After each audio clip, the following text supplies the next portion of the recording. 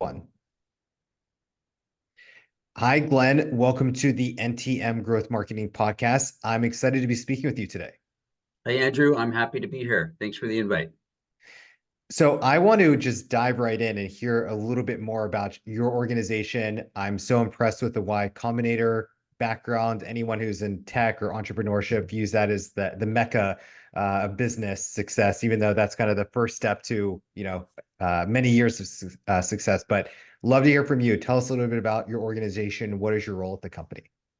Sure, I'm the founder and CEO. So Seven Cups is a free emotional support service. So as you know, there's a bit of a mental health crisis going on. Depression, anxiety, substance use, self-harm rates are really climbing.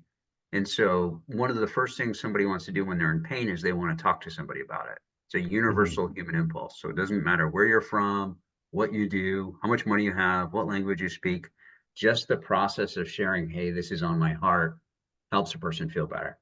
And so for us, we have 570,000 trained active listeners, 189 countries, providing support in 140 languages, all at no cost. And so somebody can come onto the platform, share what's on their heart. Somebody will practice active listening with them. So paraphrasing, Mhm. summarizing, trying to imagine themselves in the shoes of the other person or looking at the world through their eyes and just saying that back to them in their own words. And then there's forums and there's research backed growth paths or treatment plans and all kinds of other elements, a generative AI, emotional support bot, et cetera, et cetera. But it's a comprehensive support system. But the heart of it is people caring for one another. And can you share with us your role and what a day in the life of Glenn looks like? Sure. Yeah. So my role as the CEO is, largely, looking at purpose, revenue, and people. I mean, that's really what you're really focused on. So for me today, today is a typical day. I've had a product meeting, head of clinical, therapy meetings, a meeting with the team, meeting with some researchers, meeting with a client, and now a meeting with you. So lots of meetings primarily. So I want to go back in time for a little bit. And did I see Y Combinator was 2013 or 14? 2013, yeah. Okay, 2013. Flash forward 11 years into the future.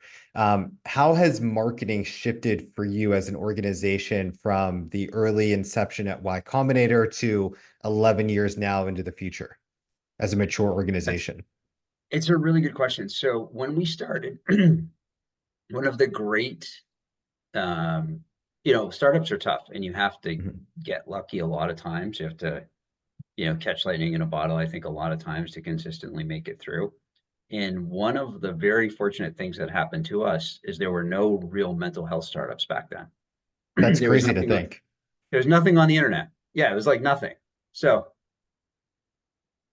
there were subreddits for people with depression. Mhm. There were some really limited support groups. And so when we launched, we were providing free emotional support. And so Mhm. what happened is we got a ton of press.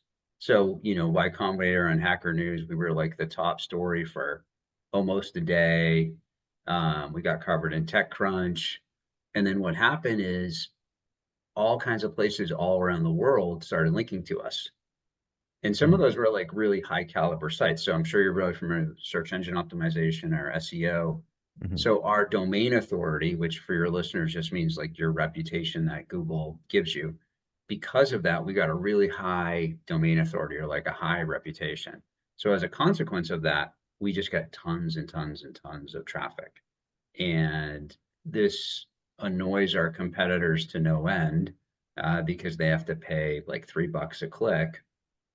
And of course, we don't pay anything uh, because we've never really done any advertising or had to invest in that way. So we feel very fortunate that that's the case. So I think early on, it was mostly just word of mouth and earned media. And that's largely the same track we've taken. We've never really done a huge marketing or advertising campaign.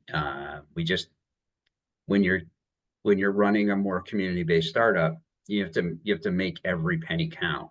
Mhm. And advertising, the famous quip, "You never know which half works," is something that for us is too much of a risk. So we tend to really focus on how can we add value, how can we build a good product, how can we serve our community, and then how do they go and share that with other folks, or we have social media channels. So we have some basic things we do, but it's outside of traditional kind of advertising.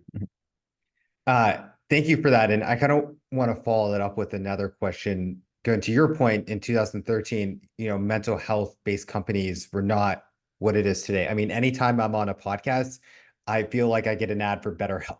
It's even on podcasts, my stand-up comedy podcast I listen to, they're advertising for BetterHelp. And I have no idea why I'm relevant in that moment, but it's become more of a cultural norm and something that's accepted in culture.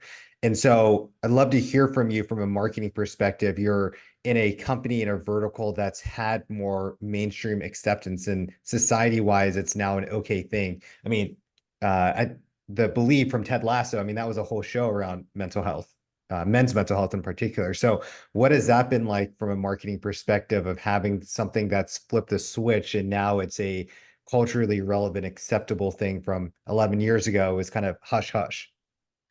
Yeah, I think that's an excellent question. Broadly, you can think of mental health as a type of suffering. So it's Mhm. a little bit uncomfortable for people to think of that, but like it can be seen as like different variations or expressions of suffering. Mhm. And so broadly, I think we've become more honest about the amount of human suffering that is happening around the globe, which is great. And sadly, there's also more suffering happening. Mhm. So it's really good that we're beginning to square to it and say, okay, like in the past we would, it was like you were saying, like it was on the periphery, on the edges, and now we can be much more honest and much more open about it. And a huge part of solving any problem is you need to be able to identify it and Mhm. say what it is and not be ashamed about it. And then you can get help. So I think it's excellent. I think it's great that people are being more honest about it. What we did in 2013 with training regular people to listen to other people, they're not doing therapy, they're just listening, was seen as pretty radical at the Mhm. time. Now we always send a ton of referrals to therapists and clinicians. So like Airbnb, they wanted to fight the hotels, or Uber or Lyft wants to fight the cabs. We want to work with the clinicians because you can think about it like a pyramid. So like a lot of people can be helped by just lay professionals, just regular volunteers on the bottom. And then you have some people with a little bit more skills, like pure specialists. And then you have your clinicians at the top. And so there's Mhm. no shortage of people that need help. And Mhm. there's no shortage of people that need help from specialists. So even though it was seen as radical back then, clinicians were largely behind it, I think, because they understand that in the US, half of the people that need help can't get it. And in many Mhm. parts of the world, 80 to 90% of the people that need help can't get it.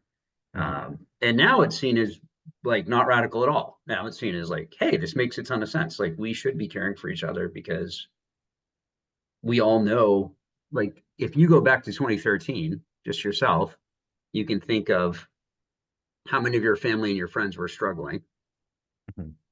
versus now. It's Mhm. significantly different for most people. Right.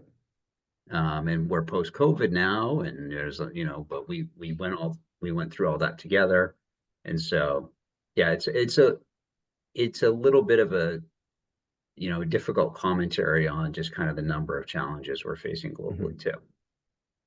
I have a question around your messaging because this is such a sensitive subject. With this, we're talking about our Yeti microphone. Use marketing. If you're using scarcity by Yeti microphone, it's whatever. I'll get my 10% discount if I buy immediately. But I'm assuming in your space, the messaging needs to be a little bit different, and even the education is not as instantaneous and spontaneous of a purchase. Can you share a little bit about maybe the delicacy of your messaging, so you don't alienate people and make the matter worse?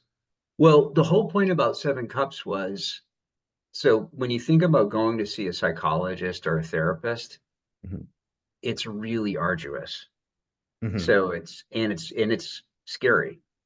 And so what happens is, normally a person has to like do a search, find a clinician, call several clinicians, figure out which one's the best fit, go see them, fill out a lot of paperwork that like asks all about your history and all the It's a stuff you long don't want. process. It's a long process. And then you got to meet a person face to face Right. who's a stranger who you don't know. And then they're going to spend 90 minutes talking with you about your history, which is tough. So all of those things are like hard asks, Hmm. right?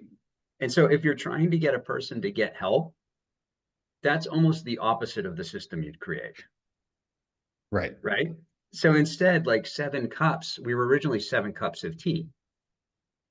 And the idea was you're sitting down with a friend and you're having a cup of tea. And there was a Chinese poem called 7 Cups of Tea. And the idea was Mhm. that every cup of tea brought another level of healing. So, like the first cup of tea would take your worries away, so on and so forth. And so the goal was you're just talking to a friend. You're not getting a diagnosis. We're not going to do Mhm. an intake on you. That you don't have to share anything you don't want to share. It's just easy. It's anonymous.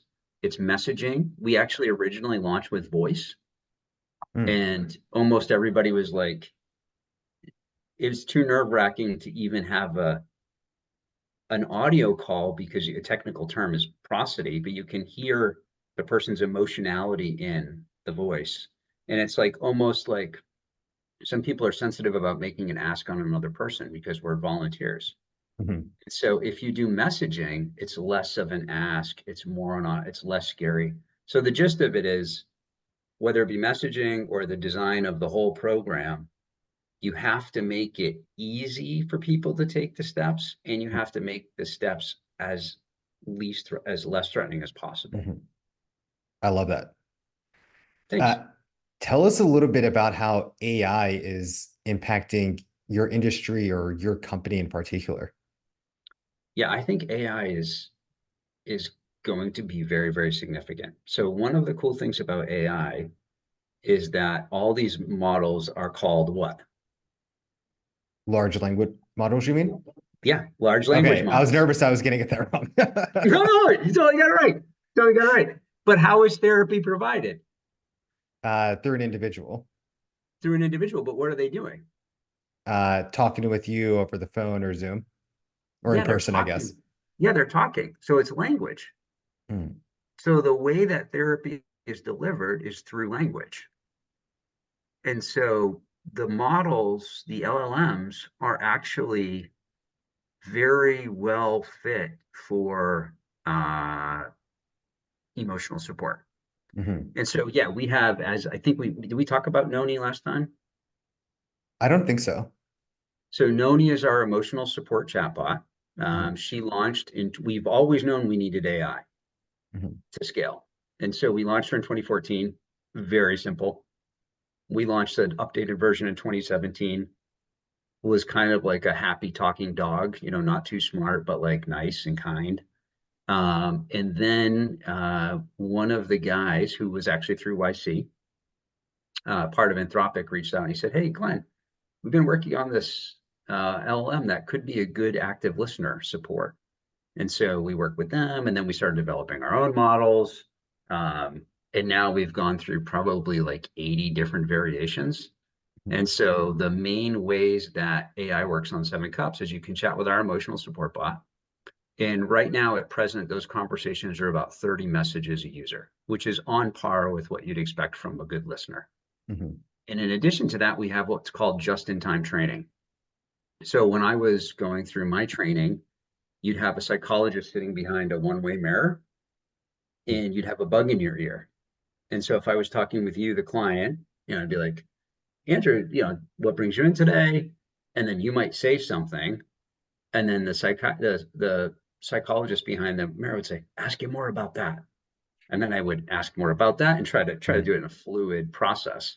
But just in time training, the AI, if you're stuck, can generate a response for you in real time. Now you can't copy and paste it, but you can be Mhm. inspired by it. And so what we found is that people that use just-in-time training. So you have to go through a pretty robust training program to become a listener. And then we have our own academy. We've trained all these folks, millions of courses. But there's a difference between academic coursework and even practicum, and then what do you do in the moment? Mm. And so that just-in-time training can really help a new listener feel much more confident. It's like training wheels. And so they feel happier supporting more folks, and they get more 5-star reviews. And so I think AI will be pretty revolutionary to mental health. Mm. I want to shift gears and talk a little bit about marketing success. How do you measure marketing at your organization, and what does success look like to you? I have like a little bit of an odd view on mix, but so I have 4 kids. 2 of them just went to college. One's in middle school, one's in high school. And so you can think of grades as a metric, Mhm, right? But what I really care about for my kids is that they like learning.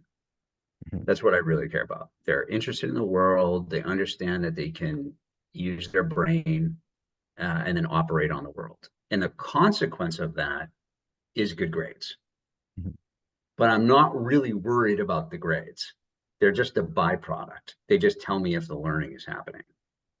mhm, And so metrics, I think, if you're running a community startup, the community itself is like an organism. mhm, It's like a child that you care for that then grows up. mhm, And as you care for it and as it grows up, it will yield different and better metrics mhm, that are part of it. So I think you can measure all the normal metrics that I'm sure your audience knows full well about. But if they're doing any kind of relational based service or community based service, I think it's helpful to think of the community as an organism that you mhm. care for. And not just a number on an Excel spreadsheet. Not just a number. The numbers are a byproduct of what you're building or caring for, but Mhm. it's not the main thing. I love that. Well, our last question today is around uh, thinking into the future in 2024. What is an area of marketing, technology, AI, whatever that looks like for you that you're excited about this year? So we're working on a campaign. We've not done a lot of these PR campaigns, but we're working on one called Got Hope. And what you see a lot in the stories of people that come to Seven Cups are they're in pain and somebody listens to them and cares for them. And then they go, you know what? This has been like super helpful to me. I'm going to sign up and become a listener. Mm, And that because I now have this lived experience. Like now I've like, we've talked about startup stuff in the past, but founders is a good example. Like you've been through the mill, you know what it's like, and you can then care for new founders just starting and kind of give them some advice and help them out when they need it, assure them because you've been through it. And so this kind of got hope idea is a redemption of pain campaign, mm, where no matter kind of what you go through, if you've converted to caring for others, you redeem that pain by basically bringing it meaning and purpose in your care of other people that are walking down the path that you just mm. walked down. That's similar to one of the steps in AA, correct? I think that's the final step in AA, or I've never been in AA. I've just heard through friends. But I think that's a layer of it, isn't it? Yes. So AA and another point for any of your community-based listeners is Bill W was an absolute genius. He's the founder of AA. And yes, one of the steps in AA is that a sponsee, that somebody's going through it becomes a sponsor and then helps people that are just starting off. Mm. Well, Glenn, lastly, can you share a website, social media handles, best ways to follow up with you or learn more about your organization? Yeah, we're just the number 7cups.com and then we're the number 7cups on all the social media channels. Perfect, Glenn. Thank you for your time today. Thank you, Andrew.